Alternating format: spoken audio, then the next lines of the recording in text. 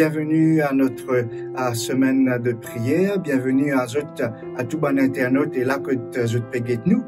C'est un plaisir pour moi aujourd'hui pour me retrouver et pour partager avec la parole de Dieu. Je finis l'occasion, écoute mon bon collègue pasteur pendant ces quelques derniers jours. Et aujourd'hui, nous poursuivons sur le thème de fortifie-moi et j'irai. Laisse-moi poser une question.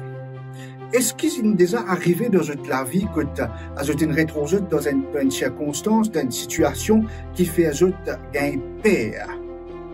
Je pense, je trouve là que tu t'étais secouer la tête et dire oui, et je me rappelle qu'à tel moment, je fais une gain peur. Et nous sommes capables de penser que des gens qui arrivent, qui arrivé dans la vie, qui ont un bon poste de travail, qui ont une expérience de vie, c'est des gens qui n'est plus gain peur.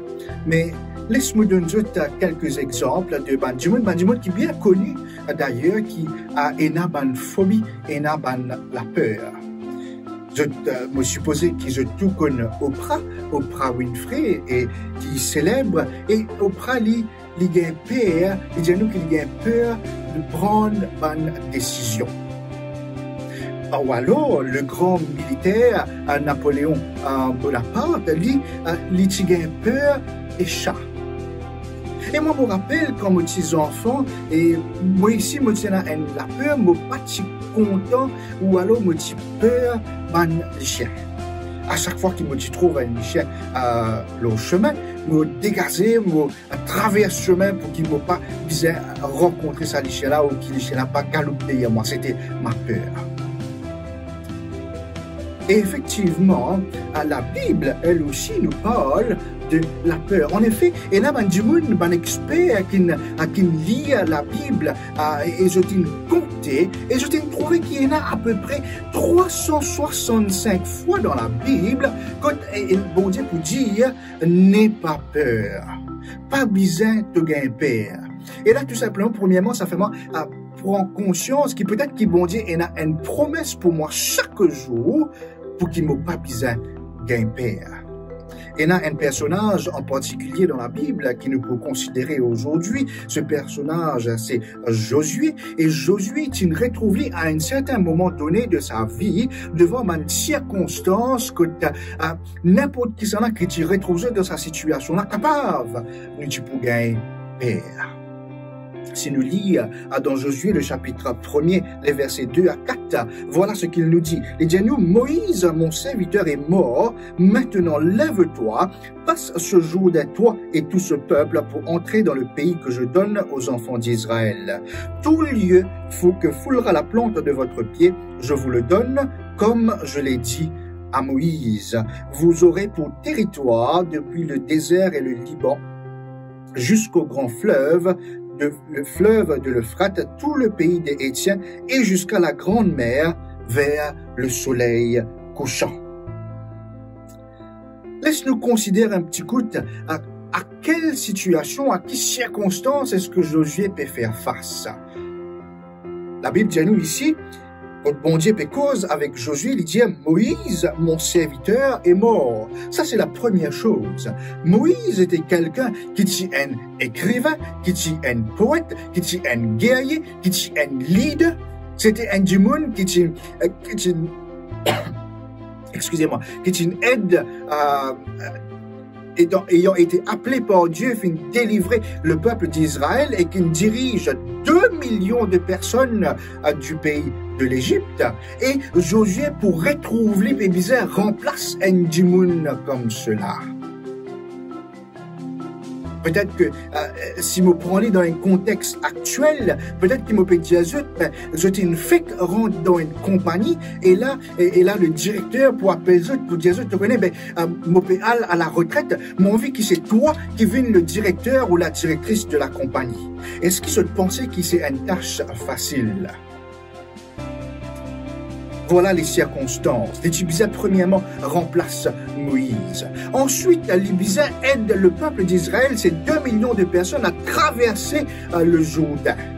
Je suis capable de dire, ok, si je morce, de l'eau arrive jusqu'à votre genou, je suis capable de traverser à l'aise. Mais le Jourdain, à cette époque qui nous peut causer, le Jourdain était rempli presque de déborder. Et ce n'est pas une tâche facile pour qu'il y ait des millions de monde, pour qu'il y ait un du monde, des 2 millions d'autres à traverser le Jourdain. Et troisièmement, il suffisait conquérir le territoire de Canaan. Si je te rappelle, ou si je te dans le livre de Nombres, le chapitre 14, je peux trouver que bon Dieu t'y avoue 12 espions dont Josué faisait partie en passant, et 10 les autres espions pour retourner, pour donner un rapport, et je peux dire qu'il y a un géant dans ce pays-là. Et si je me retrouve moi en face de géants, de quelqu'un de plus grand que moi, bien sûr, me penser, me prenait un sentiment de frayeur, me prenait un sentiment de peur. Donc voilà les circonstances auxquelles Josué peut faire face. L'Ibizet remplace Moïse, l'Ibizet fait le peuple traverse le Jourdain, et ensuite l'Ibizet conquérir le territoire de Canaan. Pas facile, n'est-ce pas? Mais c'est là que, en face de ces circonstances difficiles, en face de ces situations qui peuvent faire Josué gagner paix, bon Dieu pour donner une promesse. Bon Dieu pour dire ces paroles, et pour lire avec eux à partir du verset 6 et 9 du chapitre 1er de Josué. Voilà ce que bon Dieu pour dire à Josué. Fortifie-toi et prends courage. Fortifie-toi et prends courage, car c'est toi qui mettras ce peuple en possession du pays que j'ai juré à leur père de leur donner. Fortifie-toi seulement et aie bon courage, en agissant fidèlement selon toute la loi que Moïse, mon serviteur, t'a prescrite. Ne t'en détourne ni à gauche ni à droite, afin de réussir dans tout ce que tu entreprendras. Que ce livre de la loi ne s'éloigne point de ta bouche, médite-le jour et nuit pour agir fidèlement selon tout ce qui est écrit, car c'est alors que tu auras du succès dans tes entreprises, c'est alors que tu réussiras. Et écoutez bien le verset 9 qui dit ici, ne t'ai-je point donné cet ordre, fortifie-toi et prends courage. Ne t'effraie point et ne t'épouvante point, car l'Éternel ton Dieu est avec toi dans tout ce que tu entreprendras. N'est-ce pas ici une magnifique promesse que devant les circonstances, les situations difficiles auxquelles Josué peut faire face, bon Dieu dit à lui, ne t'effraie point, fortifie-toi et prends courage. Et là, ici, 3 garanties qui bon Dieu vous donne à Josué. Premièrement, c'était l'assurance de la promesse. Josué, pour capable, pour gagner le succès, pour acquérir, pour conquérir la terre de Canaan. Pourquoi? Tout simplement parce que Dieu avait fait la promesse à Abraham, à Isaac et à Jacob. C'est ici une victoire déjà acquise parce que le pays avait déjà été donné au peuple d'Israël. Nous avons ensuite l'assurance de la présence de Dieu. Bon Dieu peut dire ici, je serai avec toi dans tout ce que tu entreprendras. Et finalement, nous avons la garantie de la puissance de la parole de Dieu. C'est ça que l'Époux dit au verset 7, ne t'en détourne ni à droite ni à gauche, afin de réussir dans tout ce que tu entreprendras. Pour que nous soyons capables, chers amis, faire l'expérience de la puissance de la parole de Dieu dans la vie, il y a 3 choses qui nous besoin faire. Premièrement, la première chose, c'est qu'il nous besoin accepter l'autorité de la Bible dans la vie. Ésaïe, le chapitre 8, le verset 20, vous dit à nous ceci. Il dit à nous, à la loi et au témoignage, si l'on ne parle pas ainsi, il n'y aura point d'aurore pour le peuple. Donc, accepter et réaliser qu'il y a l'importance de la puissance de Dieu, de la parole de Dieu dans la vie. La deuxième chose, c'est qu'il nous intériorise les enseignements. Nous intériorise, c'est-à-dire qu'une fois qu'il nous réalise l'autorité de la parole de Dieu, nous intériorise ce bon enseignement. Le psaume 1er, c'est un psaume qui nous tout connaît presque par cœur, n'est-ce pas, qui dit « Heureux l'homme qui ne marche pas selon le conseil des méchants, et qui ne s'arrête pas sur la voie des pécheurs, qui ne s'assied pas en compagnie des moqueurs, mais qui trouve son plaisir dans la loi de l'Éternel et qui la médite jour et nuit. Il est important, chers amis, qu'une fois qu'il nous réalise l'autorité de la Bible, de la parole de Dieu dans nos vies, qu'il nous intériorise à ses enseignements, qu'il nous passe du temps à l'étude de la parole de Dieu, qu'il nous fait lire de façon quotidienne, de façon assidue.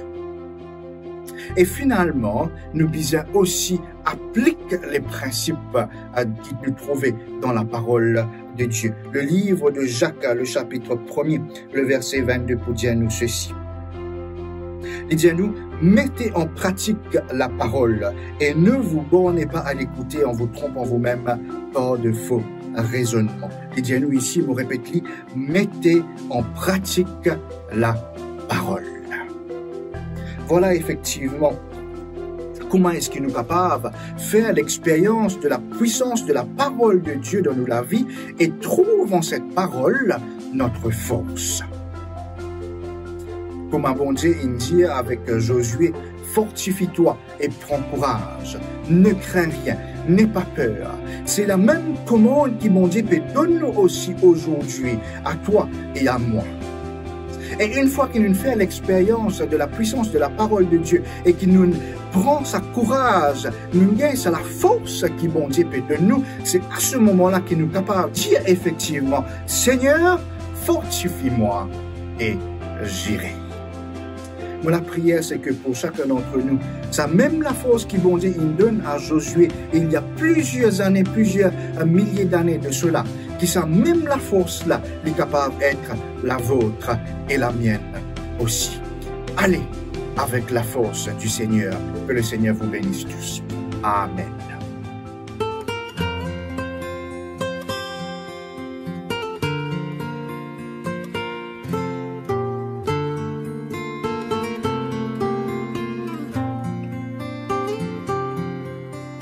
Les mots s'envolent, les vœux sont brisés et les promesses ne sont point tenues. Une famille divisée, l'amour déchiré, nuit après nuit, tant de larmes j'ai versé. Guéris mon cœur, calme ma douleur. Je choisis de pardonner, j'apprends à vivre, acceptant les blessures de mon âme. Viens guérir mon cœur, ô Seigneur. Mes amis m'ont quitté et d'autres exigeaient bien plus que je ne pouvais leur donner. Mon cœur est meurtri, ma confiance trahie. Nuit après nuit, je me demande pourquoi. Guéris mon cœur, calme ma douleur. Je choisis de pardonner, j'apprends à vivre, acceptant les blessures de mon âme. Viens guérir